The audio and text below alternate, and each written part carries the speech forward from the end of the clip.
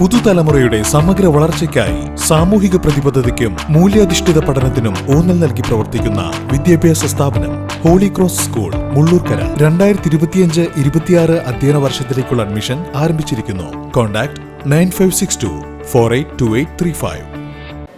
വർഷങ്ങൾക്ക് ശേഷം ഭാരതപ്പുഴ കേന്ദ്രീകരിച്ച് നിയമാനുസൃതം മണലെടുപ്പ് പുനരാരംഭിക്കുന്നു. പാലക്കാട് ജില്ലയിൽ ആദ്യഘട്ടത്തിൽ മണലെടുക്കാൻ കഴിയുന്ന കേന്ദ്രങ്ങളുടെ നിർണയം പൂർത്തിയാക്കി രണ്ടാം ഘട്ട സ്ഥലനിർണയം തുടങ്ങി.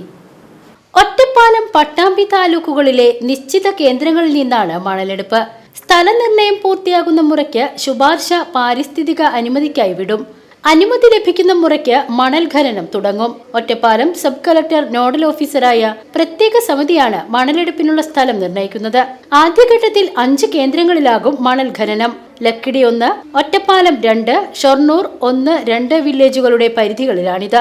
ഈ സ്ഥലങ്ങളിൽ റവന്യൂ സംഘം പോസ്റ്ററുകൾ സ്ഥാപിച്ച് അടയാളപ്പെടുത്തി കഴിഞ്ഞു. രണ്ടാം ഘട്ടത്തിൽ 10 കേന്ദ്രങ്ങൾ കണ്ടെത്തും. ഒറ്റപ്പാലം, ഷൊർണൂർ, പട്ടാമ്പി, ഓങ്ങല്ലൂർ, മുതുതല, പട്ടിത്തറ, ആനക്കര എന്നിവിടങ്ങളിൽ നിന്നാകും മണലെടുപ്പ്.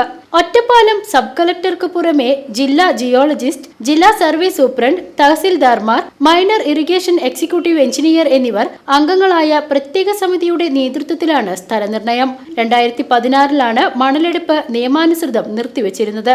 പ്രളയങ്ങൾക്ക് ശേഷം മണലിടിഞ്ഞ് പല പ്രദേശങ്ങളിലും പുഴയുടെ സ്വാഭാവിക ഒഴുക്ക് തടസ്സപ്പെടുന്ന സാഹചര്യം കൂടി പരിഗണിച്ചാണ് മണലെടുപ്പ് പുനരാരംഭിക്കുന്നത്. PCV news, Shoranur.